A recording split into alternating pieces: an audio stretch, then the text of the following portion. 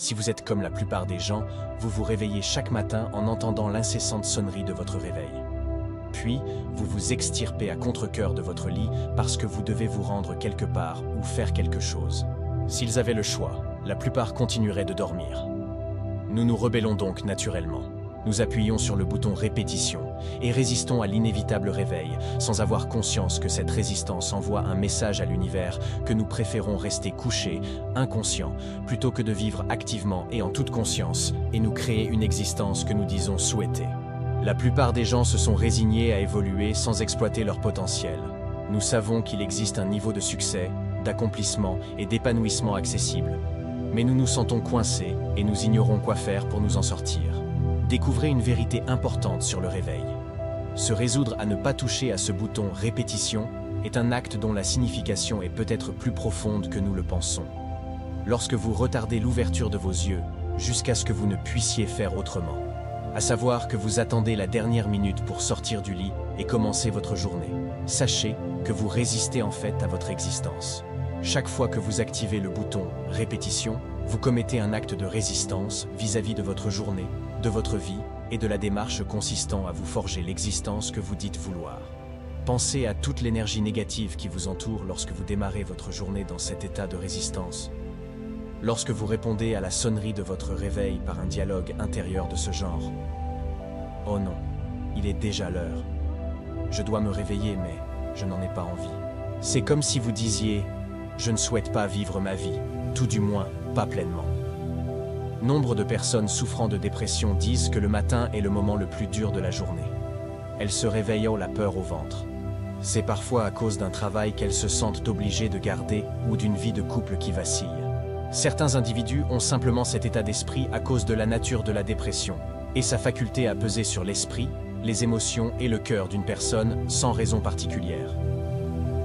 L'état d'esprit de notre matinée a un impact puissant sur la façon dont se déroulera pour nous le restant de la journée. Cela devient un cycle, se réveiller désespéré, passer une journée à l'avenant, aller se coucher anxieux ou déprimé, puis répéter ce cycle mélancolique le lendemain. Les gens qui se trouvent dans cet état d'esprit ne bénéficient pas de toute la clarté, l'énergie, la motivation et l'entrain qui accompagnent les personnes qui se réveillent chaque matin avec un but en tête. En outre, leur résistance à cet acte quotidien inévitable leur revient à déclarer à l'univers, pleine de défiance, qu'elles préfèrent rester au lit, inconscientes, plutôt que de se façonner et de vivre pleinement. En revanche, quand vous vous réveillez chaque jour passionnément et avec un objectif précis, vous rejoignez le petit pourcentage d'individus brillants qui vivent la vie de leurs rêves. Surtout, vous êtes heureux. Le simple fait de changer votre conception du réveil sera un bouleversement. Personne ne nous a jamais enseigné qu'en apprenant à éprouver le désir, voire l'enthousiasme, de nous réveiller chaque matin, nous sommes en mesure de changer notre vie. Si, chaque matin, vous prenez du rap de sommeil, attendant le dernier moment pour vous lever afin de vous rendre au travail, à l'école ou prendre soin de votre famille, puis que vous rentrez à la maison pour vous avachir devant la télévision jusqu'au moment d'aller au lit. Avant, c'était ma routine préférée. Je dois vous poser plusieurs questions. Quand allez-vous devenir la personne qu'il faut pour atteindre le niveau que vous désirez vraiment en matière de santé, richesse, bonheur, succès et liberté? Quand allez-vous vraiment vivre votre vie, au lieu de faire machinalement les choses d'un air hébété, en cherchant la moindre distraction pour échapper à la réalité? Et si votre réalité, votre vie, pouvait finalement être une chose dont vous avez hâte de vous préoccuper? Quel meilleur moment qu'aujourd'hui pour dire adieu à l'individu que nous sommes et accueillir celui que nous pouvons devenir et passer de notre existence actuelle à celle que nous souhaitons vraiment. Cette vidéo vous montrera comment devenir l'individu capable d'attirer, de créer et de faire perdurer, dans les meilleurs délais, la vie que vous avez toujours voulu. De quelle quantité de sommeil avons-nous vraiment besoin? La première chose que vous diront les experts sur la quantité de sommeil nécessaire, c'est qu'il n'existe pas un nombre d'heures magique. Cela varie d'une personne à l'autre et dépend de facteurs tels que l'âge, la génétique, la santé, la quantité d'exercice physique, etc. Vous pouvez très bien avoir besoin de 7 heures pour être au sommet de votre forme, tandis qu'une autre personne devra dormir 9 heures pour vivre une existence heureuse et productive. Selon la National Sleep Foundation, des travaux de recherche ont montré que les durées de sommeil particulièrement longues, 9 heures et plus, sont associées à une morbidité accrue. Cette étude a également découvert que des variables telles que la dépression étaient liées à une grande quantité de sommeil. Comment se réveiller avec plus d'énergie en dormant moins? En expérimentant diverses durées de sommeil ainsi qu'en découvrant celles de plusieurs hommes et femmes à succès, j'ai découvert que l'influence du sommeil sur notre physiologie est largement conditionnée par notre croyance personnelle dans le nombre d'heures dont nous avons besoin. Autrement dit, notre ressenti au réveil, et c'est une distinction très importante, ne repose pas seulement sur le nombre d'heures de sommeil, mais dépend également beaucoup de notre façon d'anticiper notre futur état de forme au réveil. Par exemple, si vous êtes persuadé que vous avez besoin de 8 heures de sommeil pour vous sentir reposé, mais que vous vous couchez à minuit et devez vous lever à 6 heures, vous vous direz probablement « Bon sang, je ne vais avoir que 6 heures de sommeil alors que j'en ai besoin de 8. Je serai épuisé demain matin. » Ensuite, que se passe-t-il quand sonne le réveil, que vous ouvrez les yeux et que vous prenez conscience qu'il est l'heure de vous lever? Quelle est votre première pensée? Eh bien, précisément celle que vous avez eue avant de vous coucher. Bon sang, je n'ai eu que 6 heures de sommeil. C'est une prophétie autoréalisatrice qui sabote tout. Si vous vous dites que vous allez vous sentir fatigué le matin, vous vous sentirez fatigué. Si vous êtes convaincu d'avoir besoin de 8 heures de sommeil pour être reposé, vous ne vous sentirez pas bien si vous dormez moins de 8 heures. Et si vous modifiez vos croyances? La connexion esprit-corps est impressionnante et je reste persuadé que nous devons nous montrer responsables de chaque aspect de notre vie, y compris la capacité à nous réveiller chaque jour en nous sentant plein d'énergie, quel que soit le nombre d'heures de sommeil cumulé. J'ai expérimenté différentes durées de sommeil, de 4 à 9 heures. Mon expérience comportait une autre variable, me dire de manière persuasive comment j'allais me sentir le lendemain matin, en fonction du nombre d'heures de sommeil effectives. D'abord, j'ai essayé chaque durée en me disant avant de me coucher que je n'avais pas assez d'heures de sommeil et que j'allais me sentir épuisé au réveil. Après 4 heures de sommeil, je me suis réveillé épuisé. Après 5 heures de sommeil, je me suis réveillé épuisé. Après 6 heures de sommeil, je me suis réveillé épuisé. 7 heures, 8 heures, 9 heures, le nombre d'heures de sommeil ne changeait rien à mon état quand le réveil sonnait. À partir du moment où je me disais, avant de me coucher, que je n'aurais pas mon compte de sommeil et que j'allais me réveiller fatigué, c'est précisément ce qu'il se passait. Puis j'ai repris l'expérimentation avec les mêmes durées, de 4 à 9 heures.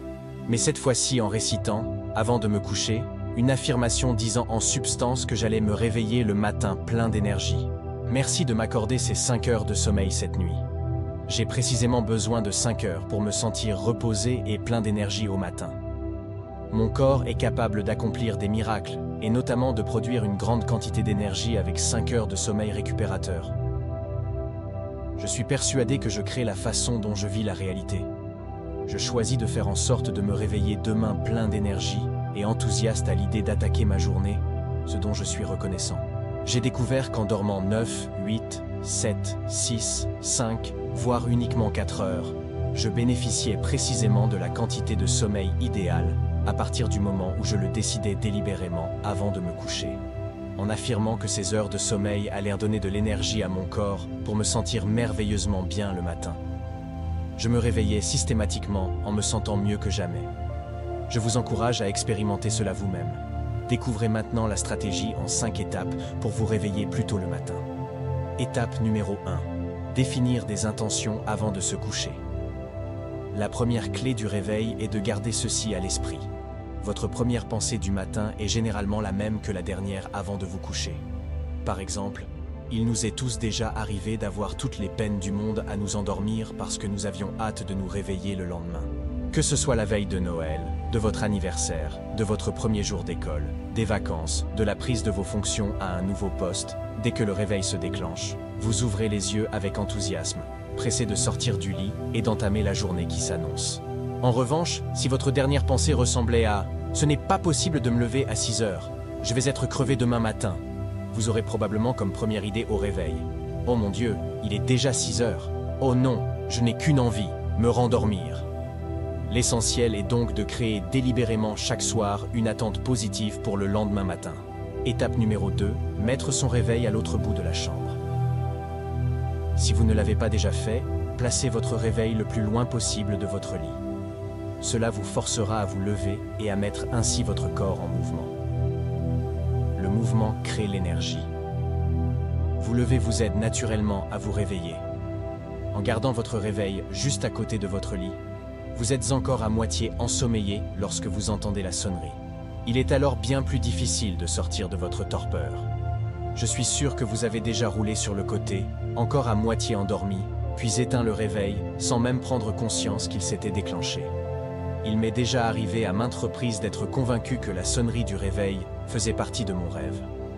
Le simple fait de vous obliger à sortir du lit pour éteindre le réveil vous motivera davantage à débuter votre journée. Étape numéro 3. Se brosser les dents. Exécuter des tâches de manière irréfléchie pendant les premières minutes laisse le temps à votre corps de se réveiller. Par conséquent, après avoir éteint votre réveil, filez droit vers la salle de bain, brossez-vous les dents et aspergez-vous le visage d'eau. Le sommeil se dissipera progressivement. Étape numéro 4. Boire un grand verre d'eau. Il est crucial que vous commenciez chaque matin par vous hydrater. Après 6 à 8 heures passées sans boire, vous êtes naturellement un peu déshydraté. Et la déshydratation génère de la fatigue.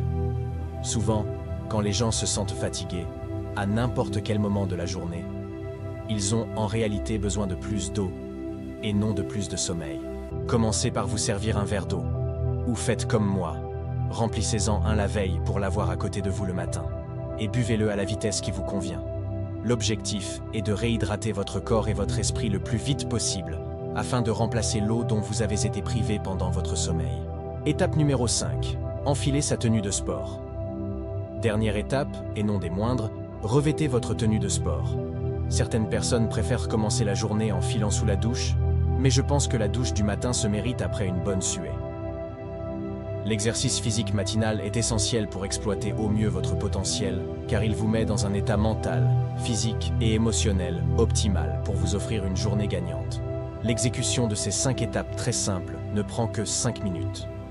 Voici un résumé de la stratégie anti-rap de sommeil en 5 étapes, destinée à vous permettre bien plus facilement de vous réveiller et de rester éveillé. Formulez des intentions la veille avant de vous coucher. C'est l'étape la plus importante. N'oubliez pas, votre première pensée du matin correspond généralement à celle que vous avez eue avant de vous coucher. Efforcez-vous donc, chaque soir, de générer un véritable enthousiasme à l'idée de vous réveiller le lendemain matin.